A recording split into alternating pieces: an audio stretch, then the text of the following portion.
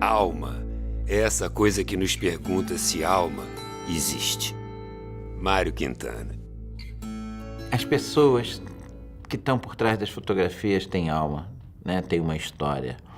Eu acho que o grande barato é a gente permitir que quem receba a foto veja a alma dessas pessoas e veja a alma de quem fotografou. Veja essa comunhão. Essa comunhão é um momento de êxtase. É uma coisa muito bonita. E para ela acontecer, você tem que estar despido de que não tem quem é o mais importante nesse processo. Cada vez era mais comungada, né? E quanto mais prazer você tem a estar fazendo o seu trabalho. Aí eu acho que tem uma alma. Você sente, inclusive, se tem intimidade na foto. Se eu chego diante do companheiro e se eu posso, com um companheiro, fazer um trabalho, que é um trabalho coletivo, né? E a experiência dos coletivos é fantástica, por que esse coletivo não pode ser estendido a quem é fotografado?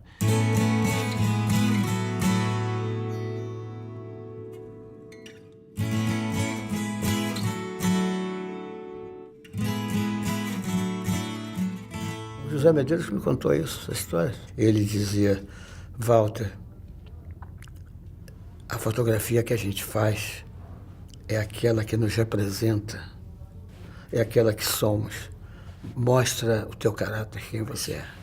Ele é o retrato de quem faz.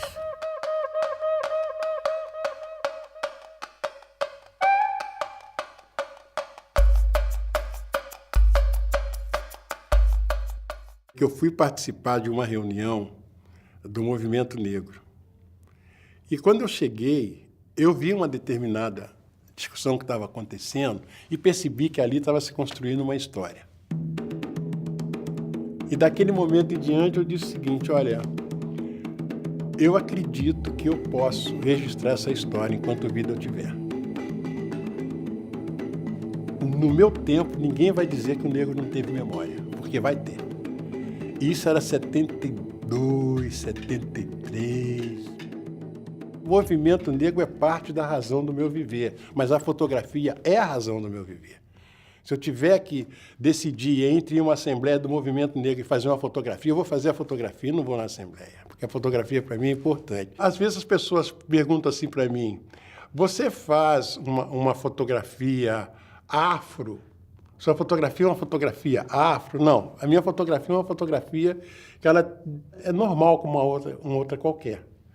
Só que eu tenho um olhar diferenciado com a questão negra. A fotografia é poética, ela é muito poética, né? Ela é lírica e ela só se completa com o olhar do outro.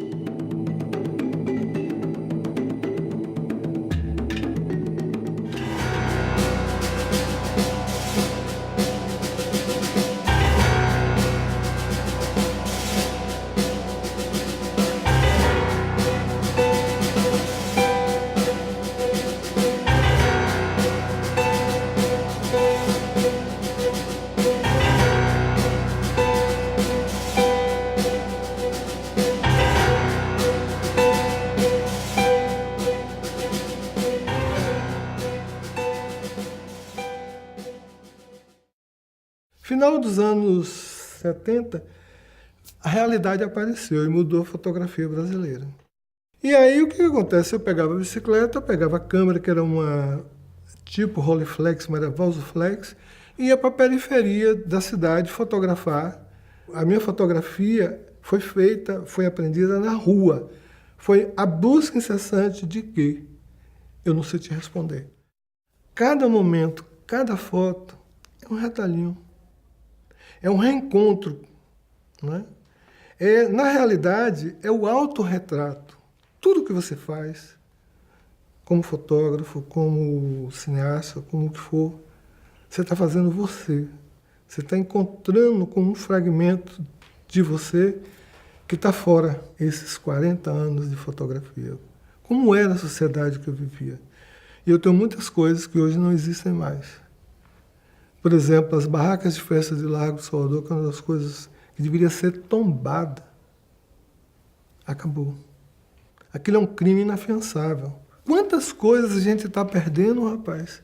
Então, a minha preocupação com relação ao que da fotografia, primeiro, é o encontro. Né? Segundo, é o respeito desse encontro. Todo esse universo de trabalho meu, eu fiz questão de uma coisa, principalmente esse universo afrodescendente. Eu tenho bibliografia, eu fiz questão de não ler absolutamente nada para que houvesse um encontro, o deslumbramento. Fé é uma coisa monumental. Fé remove realmente montanha, no bom sentido e no mau sentido.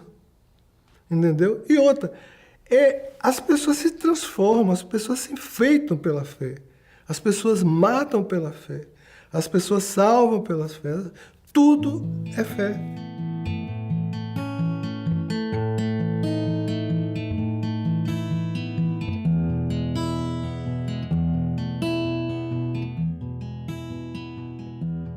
Se uma foto não está suficientemente boa, é porque você não se aproximou o suficiente do fato. Robert Capa. O Nazaré do Mocajuba, esse nome se refere a um vilarejo de pescadores num ponto bem isolado, né? Nazaré do Mocajuba é uma vilinha, cerca de 200 pessoas vivem na beira de um riozinho. Eu comecei a fotografar muita geografia, a beleza do lugar, aí até que por fim eu começo a ser acolhido muito no interior, na intimidade das pessoas. Vem aqui, eu quero te mostrar uma coisa no meu quarto. E eu comecei a ver objetos muito pessoais, cortinas, lençóis, que tinham uma marca muito forte do dono. E sobre esses objetos eu comecei a reproduzir a imagem de cada um desses donos em tamanho real, que eu havia feito por solicitação deles, né? E, na verdade, essas imagens elas estão todas impressas sobre o objeto de cada um deles. Um lençol, uma toalha de mesa, uma cortina, uma rede. E aí, quando eu expus na vila para eles se mediam, eles riam, eles cheiravam o pano, que era muito legal assim, ver esse momento. E aí eu passei a visitar de casa em casa, olhando onde estava o objeto, e era incrível, assim, a toalha de mesa não era mais uma toalha de mesa, a rede não era mais uma rede. Comecei na música com o Pixinguinha, depois fui para as festas profanas, religiosas, carnaval, claro. Fui me transformando assim num fotógrafo antropológico, né? Trabalhando com os negros, no qual faço parte. A minha grande bagagem, a minha grande produção, 80% das minhas fotos são feitas com negros. Essencialmente o ser humano que me comove. Às vezes um aluno me diz assim, mestre, não vai fazer aquela paisagem? Eu fico olhando para ele. Digo, cara, eu não me emociono com paisagem. Acho que paisagem é para o desfrute. Você tem que sentar e ver com seus olhos, né? Ser um outro Ansel Adams. Não dá. A paisagem não é para você, não dá para você interferir, não dá para você botar a sua marca de olhar nela, está ali. Desfrute. Que eu até brinco às vezes que a fotografia para mim às vezes é um pretexto para esses encontros. O resultado da fotografia às vezes nem é tão importante para mim, assim, eu acho que ele é consequência desses encontros. Porque eu acho que o encontro, a minha relação com essas pessoas, a minha relação viajando por esses lugares, pelo sertão, enfim, é tão intensa que eu acho que a fotografia nem dá conta desse encontro. Fazer esse projeto foi todo o meu aprendizado. Eu aprendi fotografia fazendo esse livro, fazendo esse projeto. Na verdade, a obra ela é construída através desses encontros, né? E nesse sentido, o meu encontro com o Juazeiro foi o meu encontro com a fotografia. Normalmente a panorâmica ela é muito usada para paisagem, né? Ela já vem uma câmera que já é o próprio horizonte, ela já é pensada no ponto de paisagem. E é um desafio de tentar fazer paisagem humana, que é o que me interessa. Porque minha fotografia sempre foi ligada ao homem. Para mim não faz sentido fotografia sem gente. E o sertão é um pouco do resumo, um pouco da minha obra, porque meu trabalho é no sertão.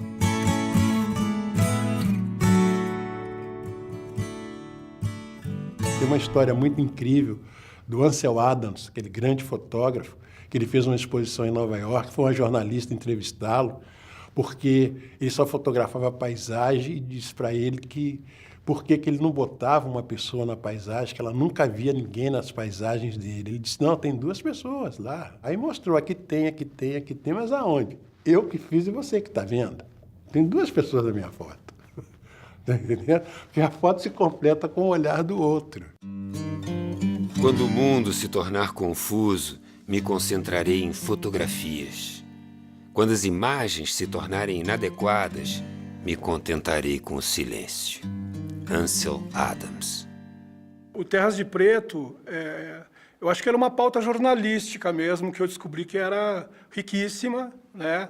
Então, foi num momento que tinha 10 grandes comunidades no Brasil lutando ou até mesmo resistindo pela posse, para ter a posse de terra e tudo mais, e com uma riqueza cultural enorme. Isso aí não era totalmente desconhecido no Brasil. Então foi mesmo um interesse de uma pauta jornalística, de querer mostrar esse lado do Brasil também. Esse Brasil profundo, né? Essa coisa da cultura negra que nasceu no Brasil também. Então isso eu achei um tema fascinante. Essa foto ela foi uma sorte, porque na primeira edição ela passou em branco, eu não vi essa imagem, que tinha um rapaz escondido ali, num cantinho no fundo da sala.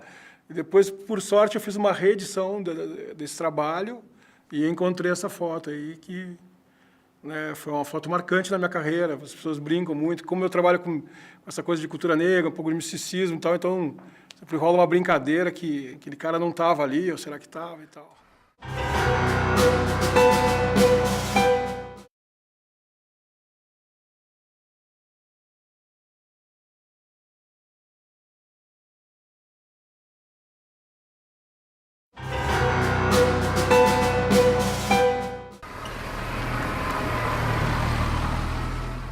Eu sou um fotógrafo andarilho, eu viajo sem parar todo mês, né? E geralmente para todas as regiões do Brasil. Eu comecei a fotografar esse universo das pessoas que vivem da estrada, e disso foi amadurecendo e se transformando num projeto que agora eu estou entrando de cabeça, estou cada vez mais engajado, né? Eu acho que a fotografia na minha vida surgiu um pouco em função da Rádio Nacional, das histórias da minha mãe, da minha avó, dos andarilhos que eu conheci na estrada onde morei. Que assim, morei muito tempo no cruzamento da Belém-Brasília com a Transamazônica. O único meio de comunicação era a rádio. Então, pela rádio, a gente tinha notícias do Brasil inteiro e notícias das pessoas. Então, aquilo tudo, para mim, era um universo incrível, né? Eu nasci em Belo Horizonte, morei até os 5 anos de idade num apartamento em São Paulo, em Rio Preto. Então, quando meu pai resolveu que a gente ia se aventurar pelo norte, né? Aquilo era um mundo, era um universo que se abria para mim. Então, tudo que era dito, que era visto, era uma construção nova, né? De referências que eu não tinha. Meu pai era motorista de táxi, foi para São Luís uma vez, já velho. Falou, meu filho, se eu soubesse que tinha esse lugar, eu talvez nunca tinha ido para São Paulo, ia ser motorista de táxi aqui, arrumava uma morena bonita e tal. Foi absorvendo uma cidade, foi assim gostando da luz que tem lá, uma luz que eu não sabia direito, fui aprendendo. Já era fotógrafo, sempre gostei da água, né? Então, em São Paulo nem sabia que eu gostava de água, né? Tinha medo da água. Então eu persigo as últimas embarcações tradicionais, que são barcos fortes, pesados, da escola de Sagres ainda, isso é verdade, e que são embarcações à vela, velas enormes, né? E que enfrentam aquele mar. Tem uma coisa que eu gosto muito, são as irmandades, né? São as irmandades que já existiram nas igrejas Nossa Senhora do Rosário dos Pretos. E eu fotografo essa igreja, fotografo a festa de São Benedito, que é fortíssimo, é emocionante, assim.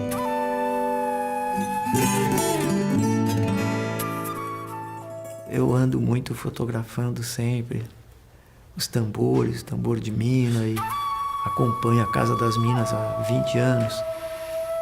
No meio da festa do Divino tem a caixeira dá uns sorrisos bonitos, brincam ainda, elas são brincalhonas, né? Fizemos um livro que chama Os Olhos da Alma, e andamos pelo Maranhão, fotografando imagens sacras feitas pelos índios ou pelos negros, pelos escultores, alguma coisa que veio de fora, entramos nas igrejas. Era uma pesquisa que já tinha, então com o carro eu só fui entrando nos lugares. A pessoa falava, o senhor é padre? Eu falei, sou. O senhor é do Vaticano? Sou. Para poder ir entrando, para pegar os santos, né? Um dos lugares, fomos desvestir a santa, assim, que era uma santa de roca, bonita, um rosto lindo. E daí eu fui desvestir a santa assim, não, vamos fazer... Não, um homem não pode desvestir uma santa. Não, mas é para... Não, senhor. Mas por quê? O senhor vai ver o fogareiro dela, eu não quero que o senhor veja o fogareiro dela. Eu e o Ricardo Azuri discutindo essa nova modalidade aí, né, de ser transportado ou modalidade esportiva, depende do ponto de vista, né? O Marcelo era motorista da Fundação Rio, ali em Laranjeiras, né? E que ele surfava no ramal de Japeri. E aí nós procuramos o Marcelo, fomos conversar com ele, e o Marcelo nos disse que a turma dele, que surfava no ramal de Japeri, era o grupo melhor que tinha de surfistas de trem. E a gente foi ver por quê, porque o trem do ramal de Japeri não tinha a calha nas laterais. Porque quando o surfista de trem se desequilibrava, ou tomava um choque, era o pior que podia acontecer, né? Ele se apoiava na calha, né? E não era projetado no chão. E o ramal de Japeri era sem calha. Perdeu o equilíbrio, está no chão, né? Fui eu e minha repórter para a madrugada para tentar descobrir o perfil dos surfistas de trem. Quem eram os surfistas de trem? E eu fui para o fundo da plataforma, com a máquina embaixo dentro do casaquinho de couro. Entramos. E esse grupo eram todos office boys. Trabalhavam todos no mesmo prédio. Aí eu virei pro cara assim e falei, pô, meu irmão, dá pra mim subir aí? Isso foi em 94. Ele falou, pô, qual é, tio? Pô, aí ficou assim, tipo assim, pô, qual é? Tu vai querer subir? Aí eu falei, pô, tô. Aí eu fiz assim, dei a máquina. Aí ele pegou a máquina, né? Aí no que ele pegou a máquina, eu falei, o que eu faço? Eu falei, bota o pé aqui na janela e me dá a mão. Botei o pé na janela e, puf, na mesma hora já estava caído dentro do...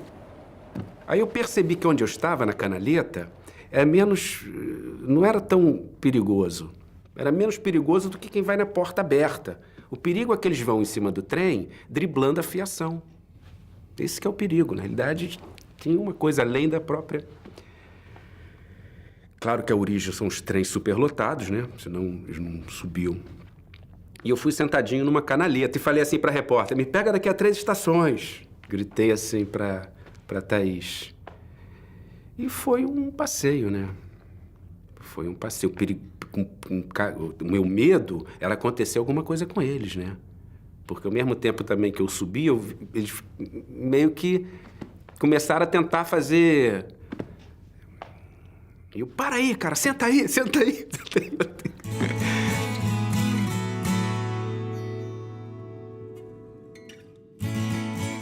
Um amigo meu que resolveu ir fazer um curso de fotografia. E eu fui muito mais para tentar ocupar meu tempo do que conhecer ele para fotografia. Fotografia para mim era álbuns de famílias, no máximo.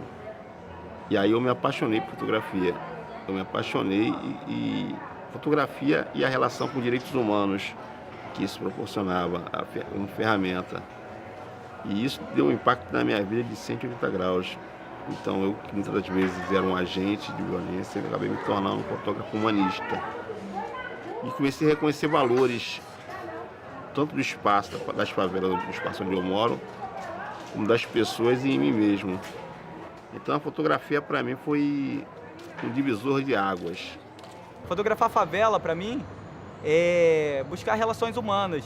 Eu vi a fotografia muito de uma forma documental, muito de uma forma de vivência, né? De você querer fazer parte daquela história, querer contar histórias, querer conhecer pessoas, poder viajar e poder contribuir de alguma forma com a memória desses espaços populares, que seja quilombolas, aldeias indígenas, favela, enfim, comunidades rurais, né? Mas ela foi muito a partir dessa sedução mesmo, dentro da fotografia documental, influenciado por esses grandes mestres que eu tive o prazer de poder estudar com o Ripper. Para mim é uma honra muito grande. Quando eu cheguei na aula, pô, quem está ali foi o cara que que me influenciou, que eu vi tantas fotos dele em aulas, trabalhando em produção gráfica, né? É claro que ninguém se torna fotógrafo fazendo um curso, né? Mas a partir da prática da escola, eu diria que desde 2005 eu fotografo pela agência, né? Pela agência Imagem do Povo, do qual a gente faz parte do projeto Imagem do Povo. A gente recebe pautas, né? Que geralmente são clientes que se interessam por um determinado tipo de trabalho. A gente vem conversando muito dessa importância do nosso papel hoje, dessa nova geração de fotógrafos. A gente assume o compromisso com os fotógrafos da década de 70, que foram os integrantes da primeira agência fotográfica, né, da primeira agência de fotojornalismo independente no Brasil. Então a gente assume esse papel hoje, assim, o Imagem do Povo, ela é filhote ou neta, não sei, desse movimento fotográfico. E aí eu falo não só da busca de temas independentes, de uma busca de temáticas de trabalhos mais autorais, mas é também uma briga no mercado de trabalho. É muito importante hoje o fotógrafo, que é um documentarista, ele entender, primeiro, que independente da discussão se o trabalho dele é artístico ou não, ele entender que qualquer arte, né, ela só é uma obra de arte porque ela traz em si a extensão da personalidade de quem cria, né? E que o trabalho do criador documentarista é um trabalho onde ele tem que comungar a visão, a alma, o querer do fotografado com o seu querer, sendo a ponte a quem vai ver, de maneira que a pessoa queira bem, né? A minha proposta de vida é colocar a fotografia a serviço dos direitos humanos, então eu trabalho na área dos direitos humanos. Eu fui aprendendo com o correr do tempo que em todos os espaços onde a gente vai, pulsa uma vida tão fantástica e com tantas belezas como as nossas. E que, inclusive, esse critério, né, de o que é beleza, né, o que é arte, ficou tão confuso, tão estereotipado, que a gente tem dificuldade quando a gente vai fotografar a nossa família.